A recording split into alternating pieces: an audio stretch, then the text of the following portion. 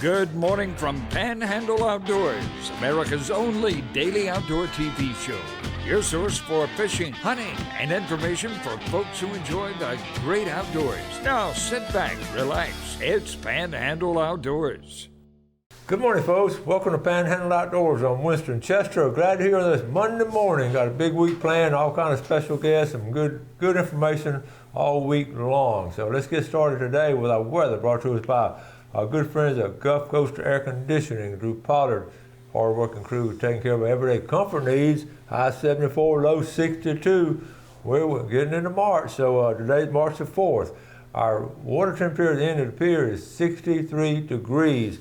Our Monday moon phase, and I'm looking up last night on the chart, this coming Saturday will be the new moon. The full moon in March now will be the end of the month on the 26th will be the full moon. This is a very exciting time of nature as far as what's going on, the water warming up and the moon phases with bass and all. So we'll talk more about that as the week progresses. Our tide chart brought to us by Kent Forest Lawn. We're looking at today is March the 4th, and we're looking at some great tides this week. I mean, looking at this week is going to be outstanding. Low is 305 this morning and high at 338 this afternoon. All week long, some strong tides. The best tides of the whole month is this week right here. Our wind will be coming southeast at about 10. We're going to take a break, come back with our special guest. Okay, welcome back and welcome to a guest we have on pretty regular, our County Commissioner, Bill Dozier.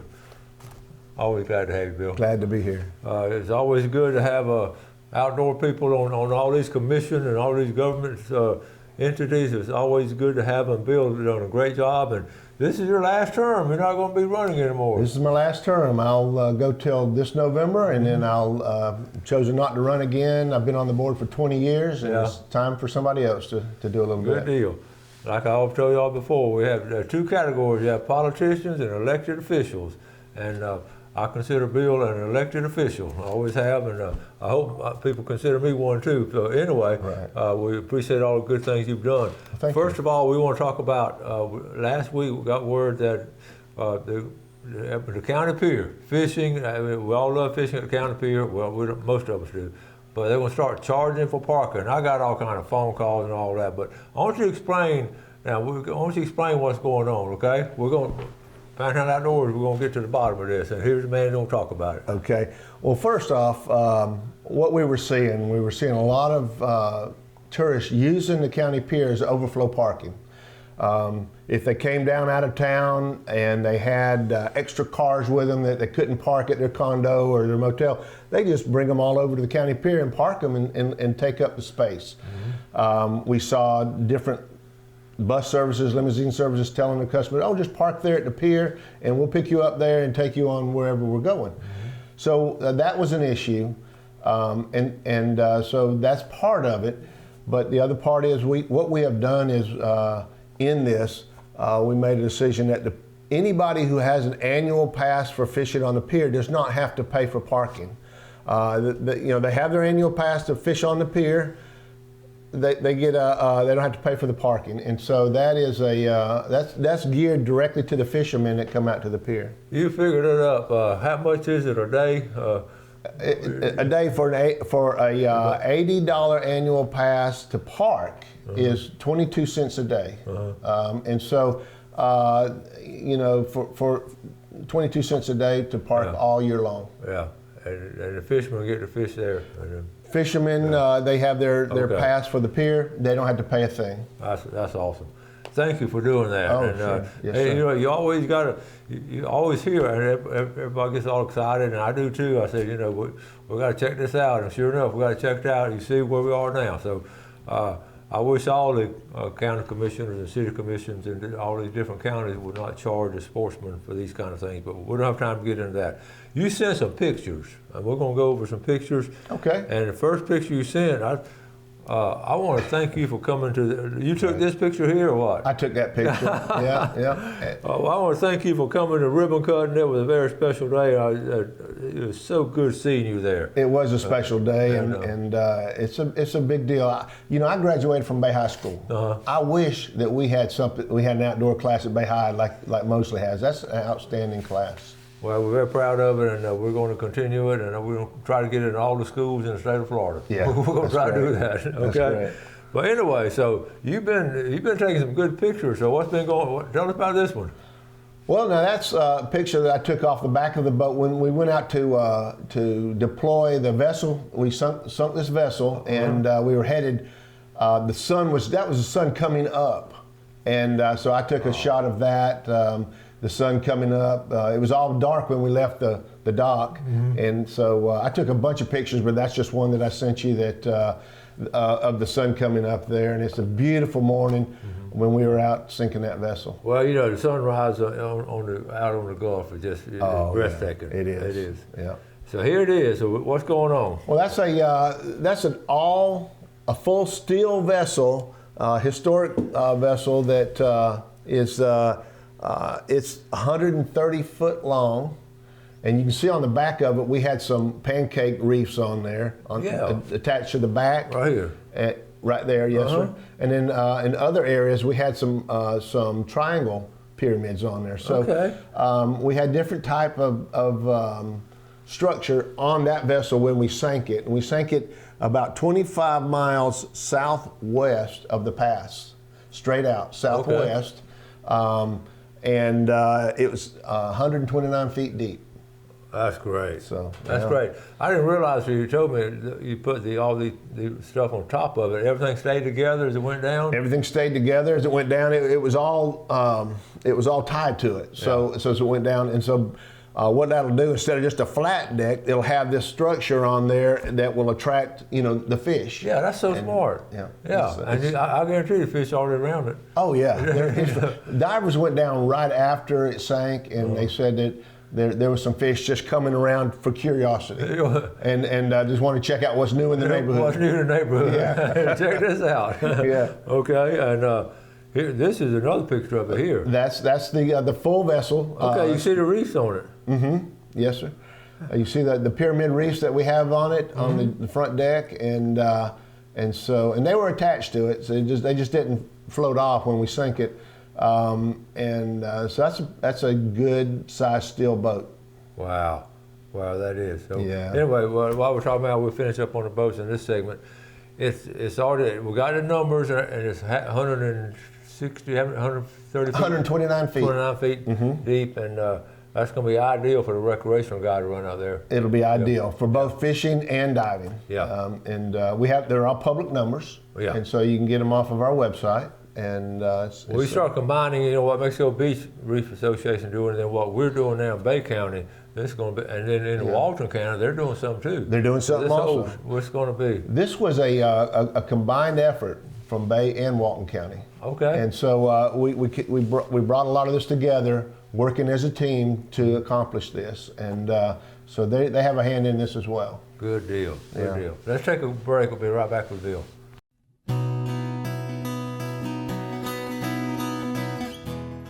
Okay, welcome back. Now, Bill's going to tell the hunt story in a little bit. You're just going to laugh about it. But anyway, we got some more pictures before we get into the hunting pictures up in Kentucky. So tell us about this one here. That's just a trip we took out to the jetties. I took there's 3 of my grandchildren, and we took them out to the jetties, and they think they can get on the rocks and just run. And I was telling them, you can't do that. I want you to be comfortable on the rocks, but let me set you up there and take a picture. And that's just one of the pictures we took of the That's kids a great on the rocks. picture. Now you tell me, how many grandchildren do you have?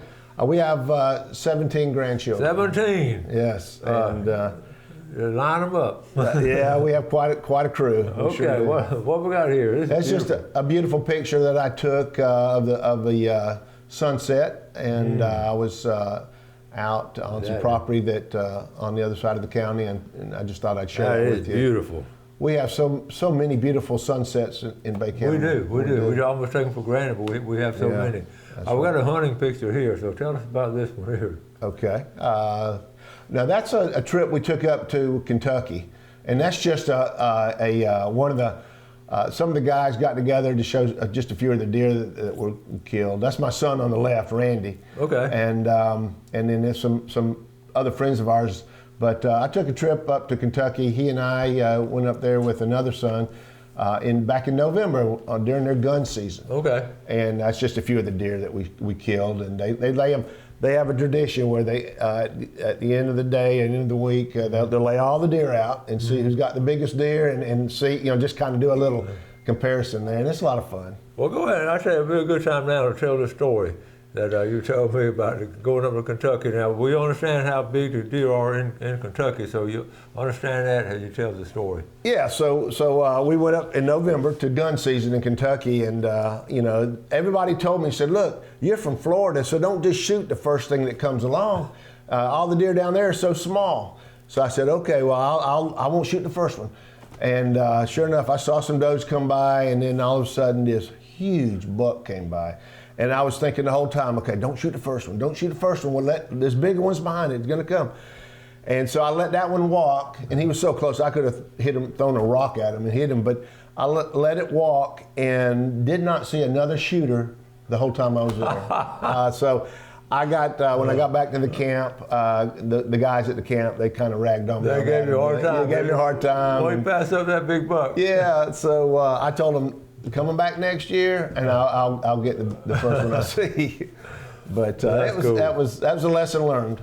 So y'all go up there every year and hunt that area, Well, don't you? that was our first year, so they've invited us back, and that's just to make it a tradition to come every gun season and hunt up there with them. And we told them we would certainly do that. Good deal. How'd you get hooked up with these folks up there? My son lives up. My son lives in Kentucky. Born and raised here. And met a girl from Kentucky, moved up there. And that is the extended family. Okay. And so there's some in-laws and some other friends in Kentucky. Well, that even makes it worse when in-laws start ragging you about that. Oh, they'll never let it go. Yeah. That's great. That's right. All right, let's go to the fishing picture here. What we got? This is a picture I took a couple of my grandsons down on the river. We went down to put in at Bryant's Landing. Oh, yeah. And went up the river and took them brim fishing. And we got off on a little slough we're sitting in, and they were catching fish as quick as they put the pole in the water and having a good time. And I just took a few pictures of them while we were out there. You know, Bill, oftentimes when I'm talking about fishing, I talk about getting up in these sloughs.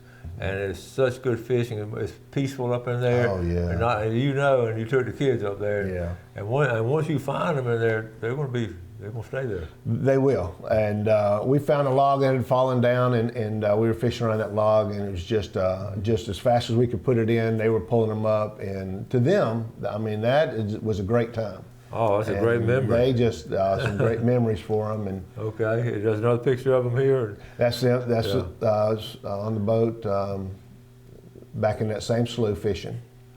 Some of the fish we caught. All right, got them on the tailgate now. Yeah, got them on the tailgate. I love it. And they were having a good time. Down below Bryant's Landing, huh? Right up above Bryant's. Above Bryant's Landing. So the rule is, I tell the kids that, look, we're going to put the boat in, and we're going to always go up the river in case something happens. We can float back down to wherever we put in at. That's a great rule. It really is. Good for them to learn that. What about this picture here? Okay, there's a story behind this one. This was another grandson of mine. We were behind the college, and he hooked a huge redfish. Okay. He fought him for 20, 30 minutes. Because had a light line, I told him just fight him, let the pole, do the work, and finally got him up to the boat. And I mean, he was too big to keep. He was out of the slot limit. But I wanted to take a picture with this is Austin, with Austin and the redfish. So I got on my knees, got down in the boat, and I grabbed his tail, went to pick him up, and about the time I did, he flipped his tail, slipped out of my hands, and took off and broke the line just like that. And Austin wasn't happy with me about that. You're supposed to get the fish in the boat. Yeah, he said, why didn't you bring a net or something? But we had a great time that day, and that's just a fishing story that we had. Okay.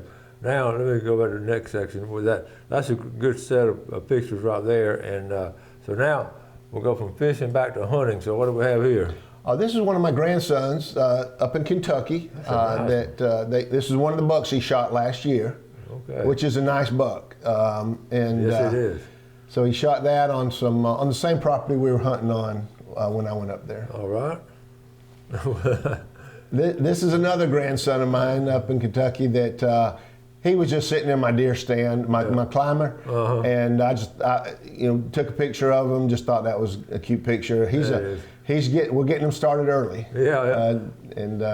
So he's. That's a great picture, and I love the woods. It opened up like that, and a lot of leaves on the ground. Yeah, that's pretty up there. Yeah. And you really don't, up there you don't have to have a climber, you sit on the ground because the terrain drops off. You're just looking down in these valleys and it's just so nice. That's nice.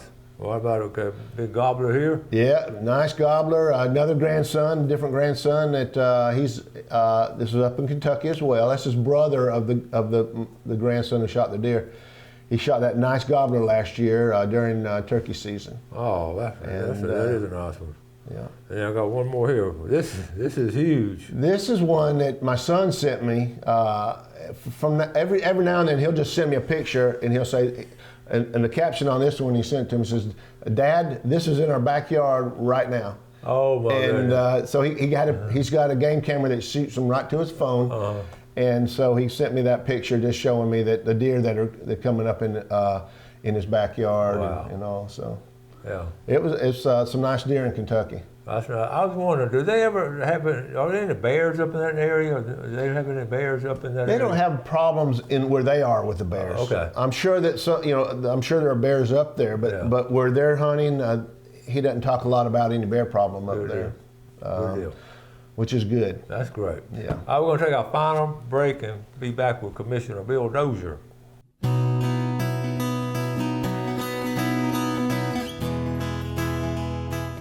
Okay, welcome back. Let's take a quick look at our fishing game times today, brought to us by Blue Water Outriggers in Port St. Joe. How about 5:30 to 7:30 this morning? How about right now?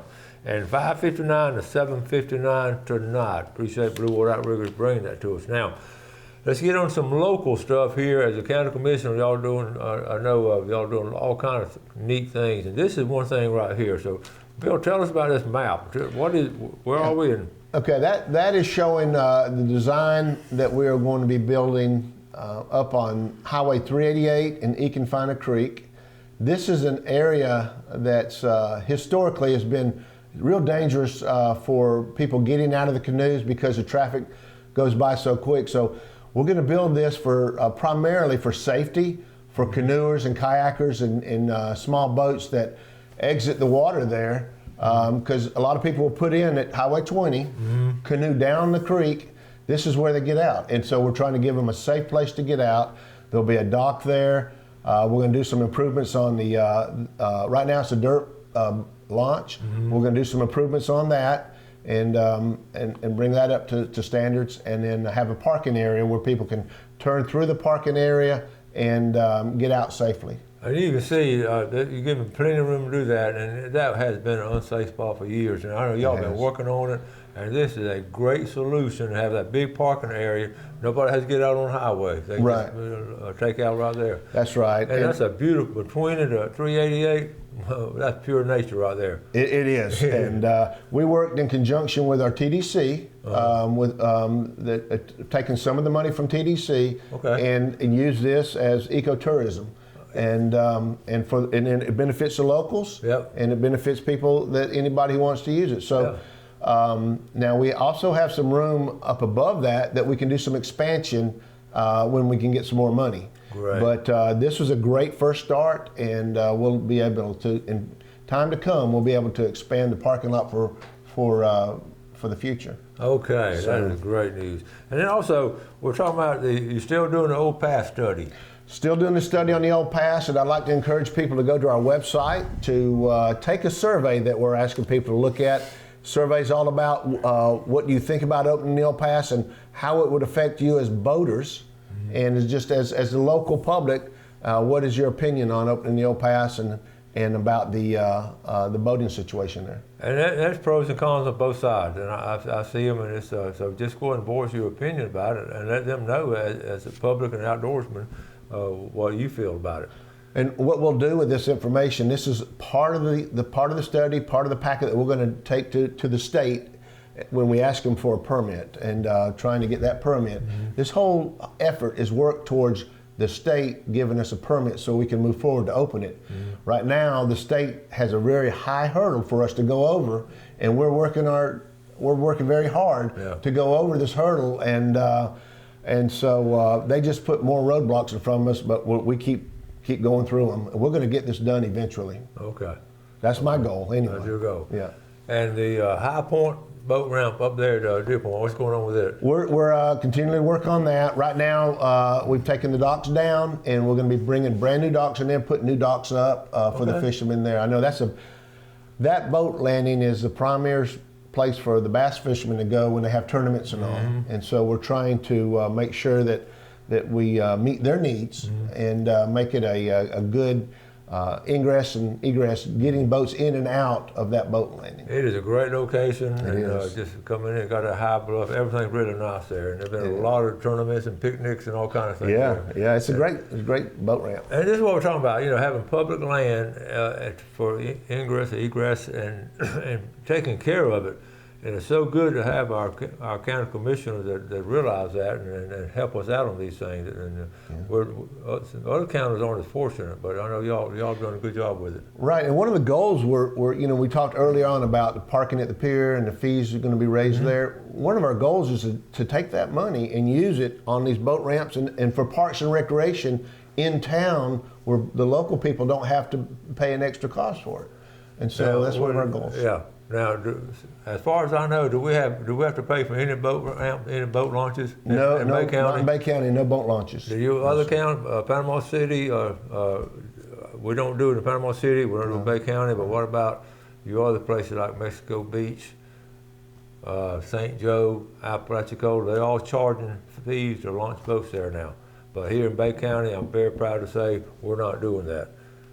So we appreciate that big time, and this is what we're talking about, having folks in there that sort of see things the way we do. So it's important, believe me. We've got about a minute or two left. What's coming up? We're here on March. What else is coming up? Oh, we just have different projects going on. It's a busy time of the year. Springtime coming. There's a lot going on. We have there's a ballpark that we're working on. We've talked about it in the past. Southport Ballpark is. They've started all the construction, have the road going in out there, and all the ball fields are laying out. This is going to be right, where Steam Plant Road, where you turn left off of 77 onto Steam Plant Road, well, right across Highway 77 is where this location is going to be. Okay. It's going to be the new Southport Ballpark, and they have construction moving forward very Well, I've quickly. seen that road going in there, and I was saying, oh no, here's another housing development, but it's going to be a ballpark. It's going to be a ballpark. Thank goodness. Yes. And that area is growing so much that the location of that new location for the ballpark is going to be central in all the development around there. Yes. So it's going to be a great location. That place is going to be bustling. I want to give, for that location, Guy Tunnell was instrumental in that. Okay. And back when Guy was on the board, we were all pushing in the same direction, but Guy was at the point of the spear on that. Oh, cool. He worked with the landowners and did a great job in bringing all that to where it is today. When y'all see Guy Tunnell, you thank him. The work he did years ago is paying off now. Right, that's right. That's great. And a lot of times we see that. Well, we got to wrap it up. Bill, thanks for coming on, man. Great, glad to be here. Well, we're glad to have you. You always bring us good news, and we appreciate it. We don't get that in other segments sometimes, but we appreciate all you do and your fellow board members. So thank you. Folks, we've got to wrap it up today. Y'all do something good today for someone else. You have a great day. Enjoy the outdoors and take care of it, and God bless. Thanks for watching America's only daily outdoor TV show, Panhandle Outdoors with Winston Chester, featuring hunting, fishing, and other activities and information to help you enjoy the great outdoors. Join us next time for Panhandle Outdoors.